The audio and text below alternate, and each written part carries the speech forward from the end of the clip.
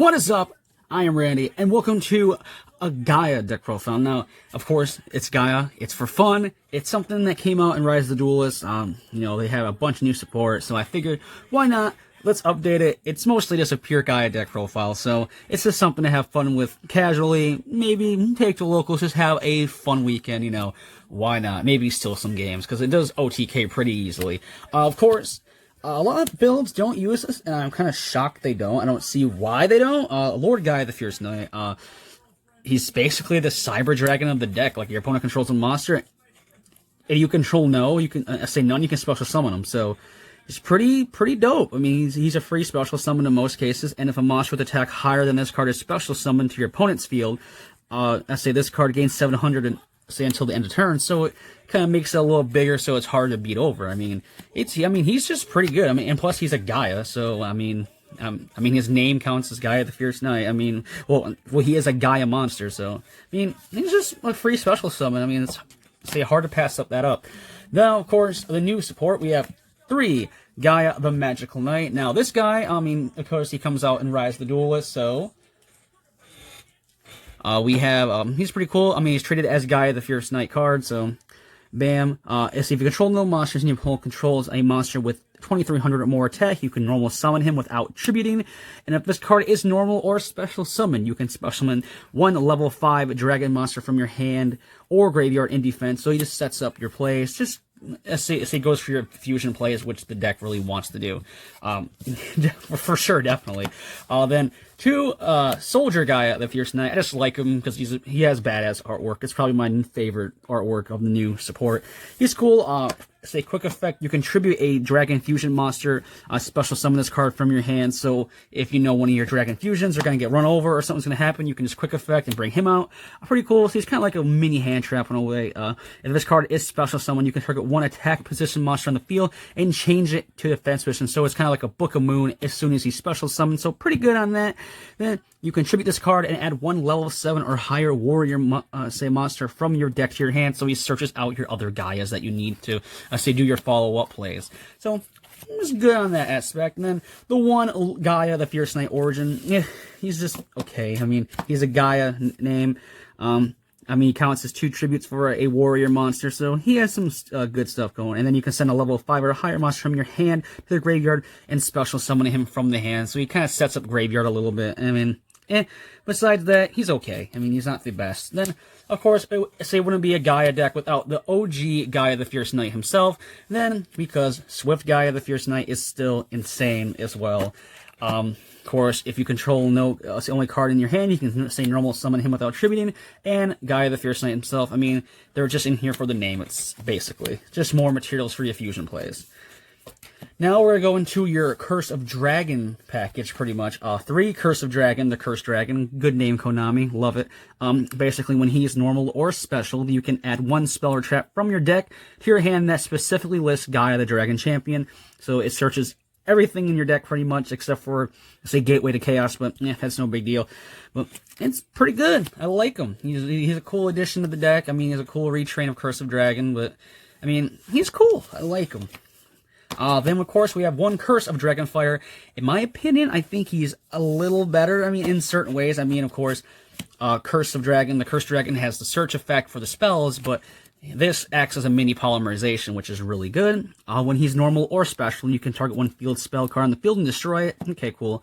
Then, once per turn, you can fusion summon 1 fusion monster from your extra deck using monsters you control as fusion materials, including this card. So he's basically a proxy polymerization for the deck.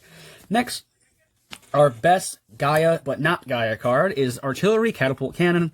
You contribute 1 monster, spell summon 1 Gaia the Fierce Knight monster, or level 5 dragon from your hand or deck. So he just is, basically, you're going to be tributing him most of the time and just gets your Gaia out, or your Curse of Dragon, or whatever you're missing.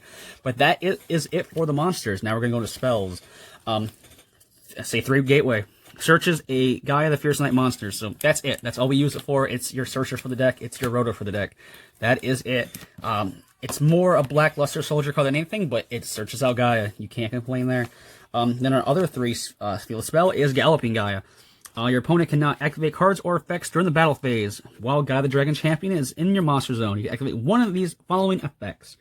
So you can reveal one Gaia the Fierce Knight monster from your hand, then add one level 5 monster, says dragon monster from your deck to your hand, so it searches out your Curse of Dragons.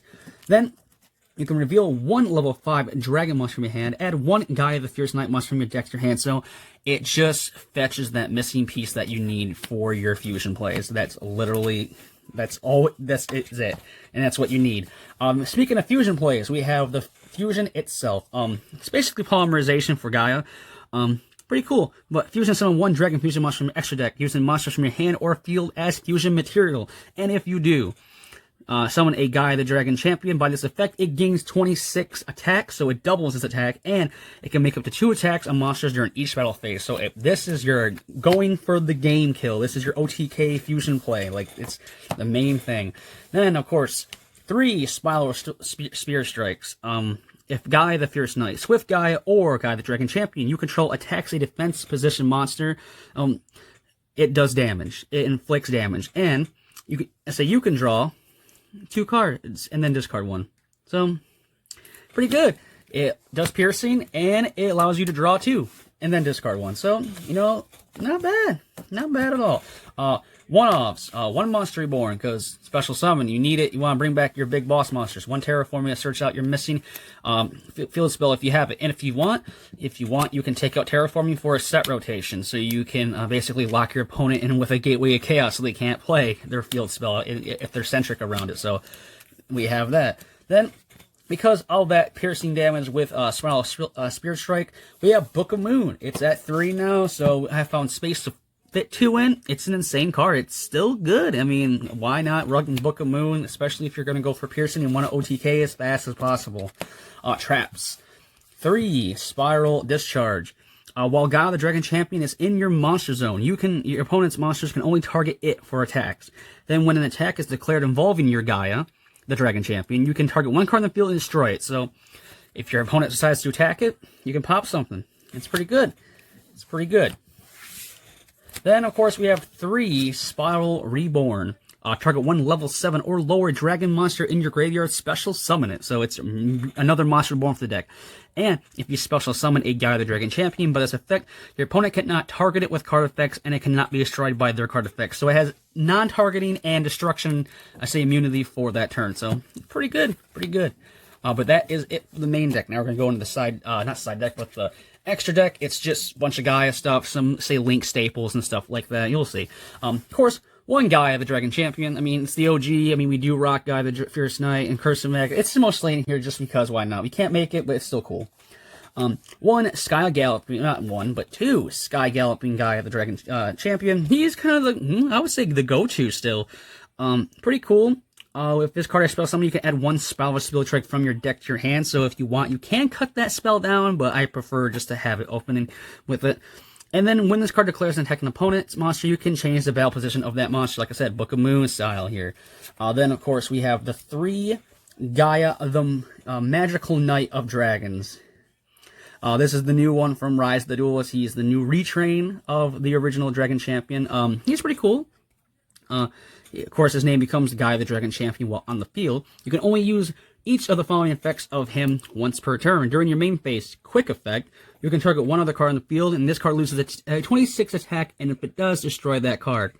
Then when this card destroys an opponent's monster by battle, this card gains 2600 attack. So you kind of see, you have to kind of grind out the battle in order to use his popping effect, but if you do summon it and give it that boost with the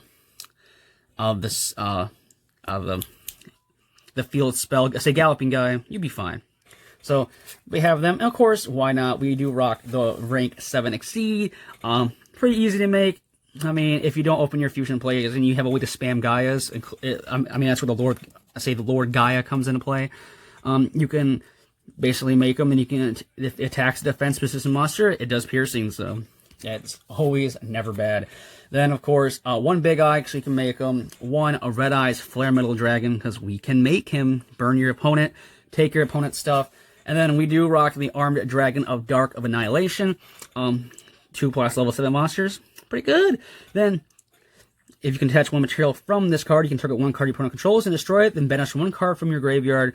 I mean, it's just removal. And then, of course, the Link monster you'll never summon is Gaia Saber, the Lightning Shadow, because it's just a Gaia deck. Let's have some fun with it. But that is it for this Gaia deck profile. Now, like I said, it's just a fun deck. It's nothing to be taken serious. I don't know. Gaia has so much it has to get until it's considered broken or even somewhat relevant as a rogue deck. But it's just fun. I mean, if you have it, it's a budget. So give it a try. Everything's super cheap in it. But let's see, if you like the deck profile, leave a like, comment, and subscribe like always, and ring the bell so next time I upload a video, you will know about it. But as always, stay safe and stay healthy, and also don't forget to vote. Bye-bye.